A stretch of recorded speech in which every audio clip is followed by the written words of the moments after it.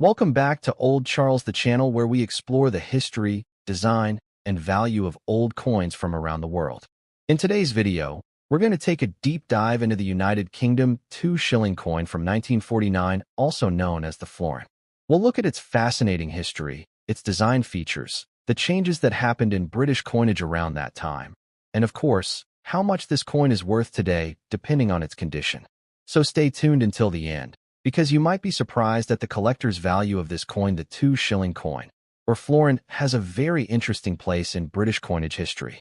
It was first introduced way back in 1849 under Queen Victoria. The original reason for its introduction was an attempt to decimalize the British currency early. At the time, the florin was valued at 1/10 of a pound, making it a very convenient coin for trade. By the time we reached the 1949 2 shilling coin, Britain had just gone through World War II. This was a period of post-war rebuilding, rationing, and economic recovery. Coinage was also changing during this time. Before 1947, British silver coins, including shillings and florins, contained real silver. But in 1947, due to rising silver costs and economic strain, the UK removed silver entirely from circulating coins. From 1947 onwards, coins like the 2 shilling were struck in a copper-nickel alloy, which gave them their familiar silver-colored appearance, but without any actual precious metal content. So, the 1949 2 shilling is one of the early post-silver issues, made entirely of copper-nickel instead of sterling silver. This makes it historically significant because it represents the shift from silver coinage to base metal coinage in Britain. Now let's look at the design of the 1949 2 shilling coin. On the obverse side, you'll see the portrait of King George VI, who reigned from 1936 to 1952. The inscription around the portrait reads George VI DGBROMN Rex Fidei Def, which translates to George VI, by the grace of God, King of all the Britons, Defender of the Faith. This was a very traditional inscription used on British coins of that era. On the reverse side, the design is very symbolic of Britain. It features a Tudor rose in the center, flanked by a thistle, a shamrock, and a leek. These floral emblems represent the 4 nations of the United Kingdom: England, Scotland, Ireland, and Wales. Around the edge, you'll see the words FID Def 2 shillings 1949, with Fid Def being short for Fidei Defensor, or Defender of the Faith. The coin has a millet edge, meaning it has tiny grooves along its side, a standard feature for many mid-20th century British coins. The 1949 2 shilling coin has the following specifications: metal, copper-nickel, no silver content, weight, around 11.3 grams diameter, 28.5 millimeters edge. Milled. These details make it very easy to recognize and differentiate from earlier silver issues. Now let's get into the most exciting part: the value of the 1949 United Kingdom 2 shilling coin.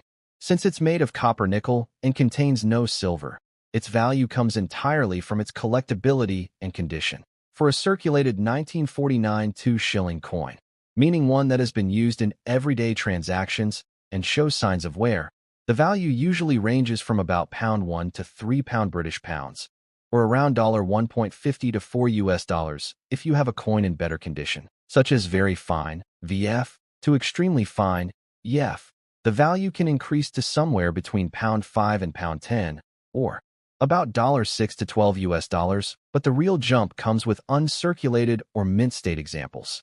These coins have sharp details, full luster, and minimal marks.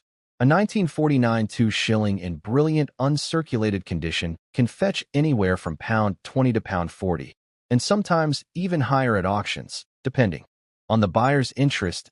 While the coin doesn't contain silver, collectors of British coinage, especially George VI enthusiasts, still seek out well-preserved examples. Remember, with coins like this, condition is everything. 2 coins from the same year can have very different values depending on how much wear they have.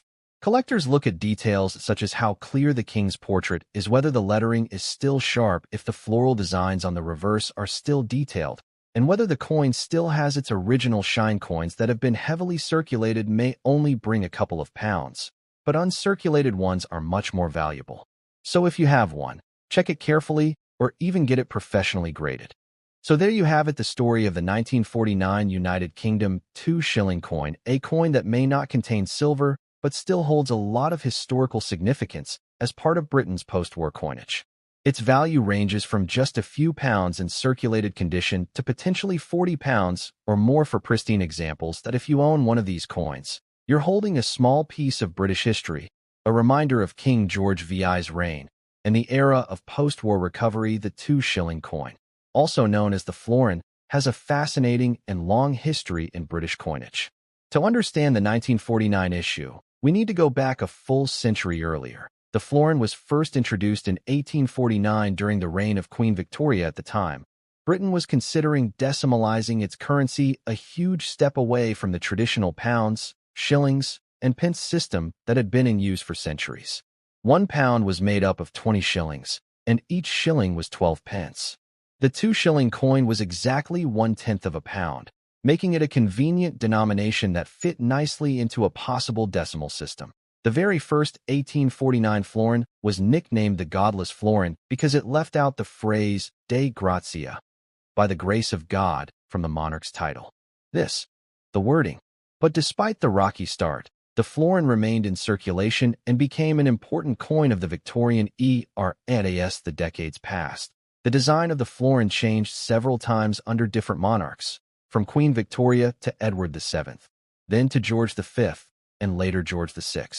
Each version reflected the artistic style and national symbols of its era. By the time of George V's reign in the early 20th century, the 2 shilling coin had become a standard part of everyday commerce. People used it for shopping, wages, and trade, especially as Britain's empire stretched across the world. However, a major turning point came in 1920. Before that year, florins and other silver coins were struck in sterling silver, which was 92.5% silver after World War I. The economy was under enormous pressure, and the government reduced the silver content to 50%. Then came another drastic change in 1947 after World War II. Britain was left with huge debts and economic challenges. Silver prices had risen, and the country could no longer afford to put precious metals into everyday coins. As a result, the government decided that all circulating silver coins, including the florin, would no longer contain any silver at all. From that point onward, they were struck in copper-nickel, a cheaper but durable alloy that still gave the appearance of silver. This brings us to the 1949 2 shilling coin. It is one of the early post-silver issues, struck entirely in copper-nickel. Though it looks similar to earlier silver coins, it is historically significant because it represents a Britain transitioning into the modern age of coinage, leaving precious metal behind. The year 1949 itself was part of the reign of King George VI, the father of Queen Elizabeth II. George VI had unexpectedly become king in 1936 after the abdication of his brother, Edward VIII. His reign covered one of the most turbulent times in British history, World War II. By 1949, Britain was in the midst of post-war recovery. Food rationing was still in place. Industries were being rebuilt, and the nation was adjusting to its new position in a world where the empire was shrinking and new powers were rising. Coins like the 1949 florin were in the hands of ordinary people every day, used to buy groceries, pay fares, and make wages. For many families, money was tight, so these coins carry with them the story of survival and rebuilding in the aftermath of war. The design of the coin itself, with its floral emblems, the Tudor rose, the thistle, the shamrock, and the leek, symbolized the unity of the four nations of the United Kingdom. It was a reminder, in those years of hardship, of Britain's identity and resilience. Although the 2 shilling coin remained in use well into the 20th century, it eventually came to an end with decimalization in 1971, when the UK officially adopted a new decimal system. At that point, the 2 shilling coin became equal in value to the new 10-pence piece and continued to circulate for a while under its new decimal identity. Eventually, however, the older designs were phased out. So, when you hold a 1949 2 shilling coin, you're not just holding a piece of metal. You're holding a century of history, from the Victorian dream of decimalization, through world wars, through the end of silver and coinage, all the way to the post-war recovery years of George VI. This little coin tells a story of Britain's changing economy, its monarchy, and its people when it comes to the 1949 United Kingdom 2 shilling coin. Condition plays the biggest role in determining its value. Even though this coin contains no silver, its worth to collectors can vary drastically depending on how well it has survived the passage of time. Let's break down the grading system and what collectors look for in detail. This is where the real jump in value comes. An uncirculated 1949 2 shilling has never been used in circulation. It still has its original mint luster. That subtle shine from the striking process. The king's portrait is fully detailed, with sharp hair strands, a clean facial profile, and bold lettering. On the reverse, the floral emblems are crisp, with every vein in the leaves and every petal clearly visible. The milling on the edge is sharp, and the fields, the flat background areas, are free from heavy marks. However, even uncirculated coins may have tiny scratches called bag marks from the minting and storage process. These are natural and usually don't hurt the value much. A truly uncirculated 1949 florin can bring anywhere from £20 to £40, and sometimes even more if slabbed and graded by a professional grading company like PCGS or NGC. While no official proof coins of this exact year were released for general circulation, occasionally a coin may survive in an exceptionally pristine state, almost proof-like. These coins are rare and highly desirable. When graded by a professional service and assigned a mint state grade, like MS 63, MS 65, or higher, they can command strong prices at auction. Some might even reach £50 to £100 if the coin is exceptionally well preserved with strong eye appeal. Collector's prize condition because it represents history preserved. Each grade tells a story. A worn coin tells us it passed through countless hands during the rationing years of post-war Britain.